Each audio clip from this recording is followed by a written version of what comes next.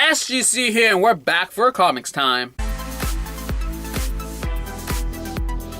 First up, Invincible 134. 134. It's been a long time coming, and it's finally, we're having just the repercussions of Oliver's death, and like, Dad, just no to your face, Dad.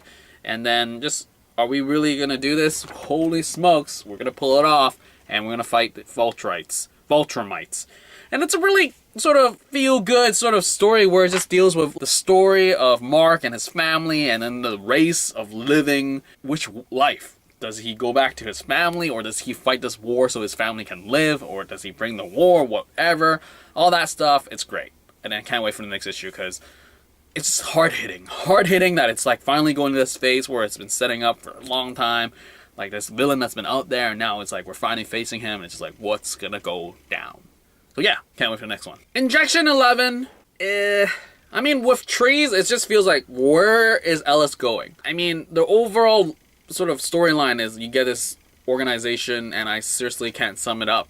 I mean, things just happen, and it's cool, and then we got that dude with the knife and the servant. And on this time, it's like things are weird are happening, and now they're sort of engaging. I actually like the sort of reading process, but I feel like the overall process, I'm not really digging it, nor do I know where it's... I want to know where it's going. I mean, I enjoy Ellis's other stuff, but it seems like trees and injections feels like the project is really big, and it's just taking forever to go anywhere, and it just sucks, because I enjoy the characters and their sort of camaraderie type of thing, and this organization is just mysterious, but it just doesn't give you that drive to be like, yeah, next issue. It's just like, okay, now we're in the lid, but what's up? I mean, reading it, it's like, okay, but thinking about it, it's like, but, yeah. Anyway, next up, Vampirella #1, J. Scott Campbell cover. I have nothing to say. I don't really care about it at all, because I just got it for Scott's sort of cover, and Red Sonja actually was enjoyable, and I kept reading it, but Vampirella, no thanks. Don't dig the art. Don't really care. So on to the next thing. Super Sons #2. Love these covers. Like Tomasi, it's just, I mean, Jimenez, and yeah. Interesting change of events with Luther showing up. I don't know what's happening with the like whole Superman Batman world, so I don't know what's up with his suit. And then another thing that's going on is like that family. It's like what's happening there. That's pretty intense. I love the sort of camaraderie and the chemistry that's happening between the two kids. Dig that. Dig the art. Dig the colors. Good stuff. Can't wait for the next one. As I was saying, Red Sonja #3, J. Scott Campbell. Yeah, enjoyed it. I mean, I enjoyed it. But yeah, I mean, the story's like interesting, just sort of like out of the world. I'm trying to get to, where are we going? Where are we going? What's happening? Why are these things here? And just figuring it out. And yeah, just seeing it happen, and I'm happy with where it's going. I like the art, and the story is compelling enough for me to keep reading it. I mean, I like the covers. Covers of like, there's covers up to E, so there's a lot of covers, different arts, and I think the Cadwell art's pretty nice. I mean, I dig the art. I mean, it's inconsistent at times, but I enjoy it nevertheless. Next up, East of West 32. So the eye action stuff, pretty intense. Mr. President, you're crazy, but at least you get things done. And then we had the crash at the beginning from last issue coming back, and just the lawman, like things are just happening, and like, well, what's the repercussions of that dude being taken by the president? Who knows? Keep reading and we'll find out. So yeah, can't wait for the next one. Guardians of the Galaxy #18, Art Adams cover. So we get this crazy ass fight sequence with Angela and this random dude, and then this dude's trying to hunt down Gamora, and then Thanos is like an army's coming, and things are going to crazies, and it's like, where's the rest of the team? And the last issue is the next issue, so a lot of things happening. Definitely digging that Art Adams cover for issue 19. It's so badass. Can't wait to see it in person.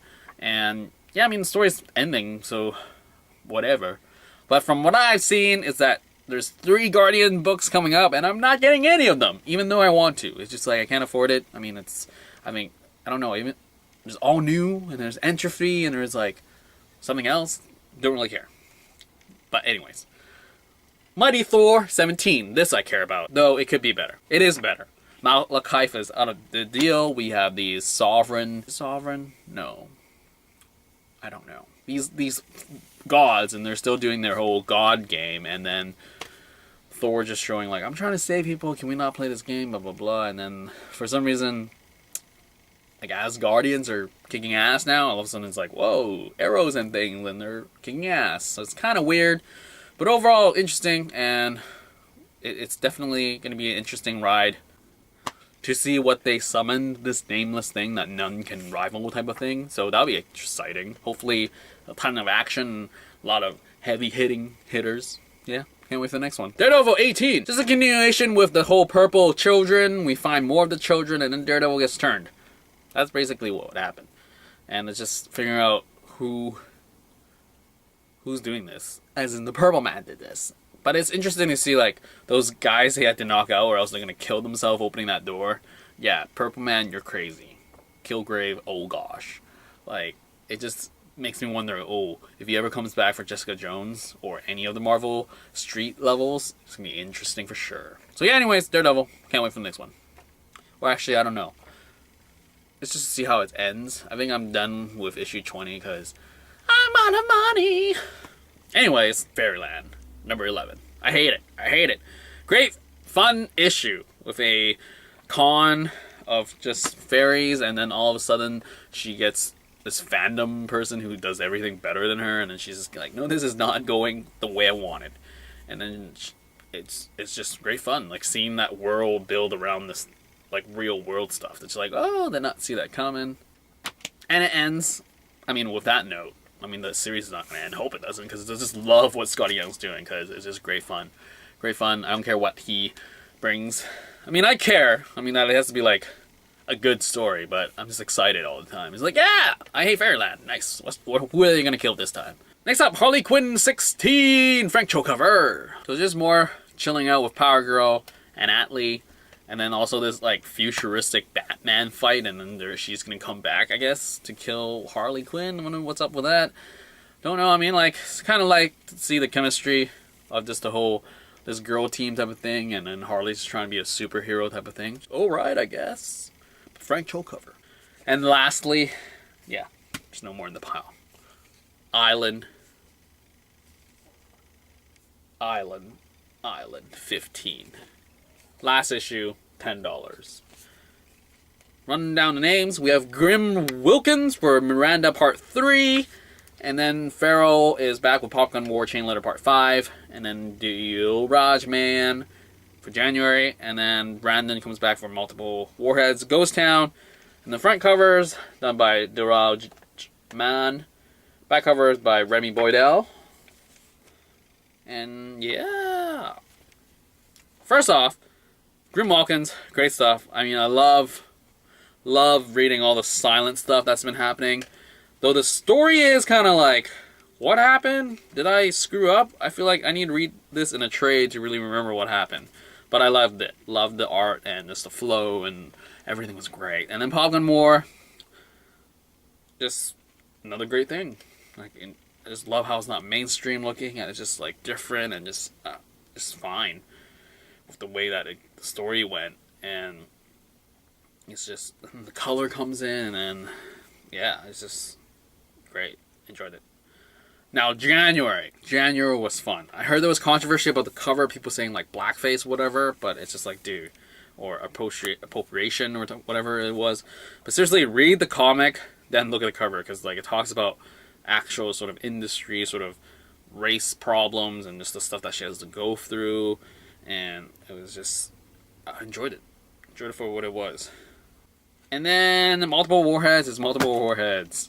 Like, it's just a lot of things happening, and you just sort of read it, and you're like, okay. I don't think it sets up anything huge in terms of just what's going forward. And I don't think that's sort of like the plan. I don't know. I'm just spitballing in terms of just like what happened in this issue. It's just like figuring out things, and then his truck, his car broke down, and then gets like his, I don't know, it's just quirky and fun, and all the details in the background, like you see stuff, and it's addressed and all that. I enjoyed all that stuff. That's just classic Brandon. Anyway, that's it for this week. We are done here. Hope you like what you got, because it's your money. And as always, leave your comments down below. Get back to you as soon as possible. And that is it for this week's Comics Time. Out.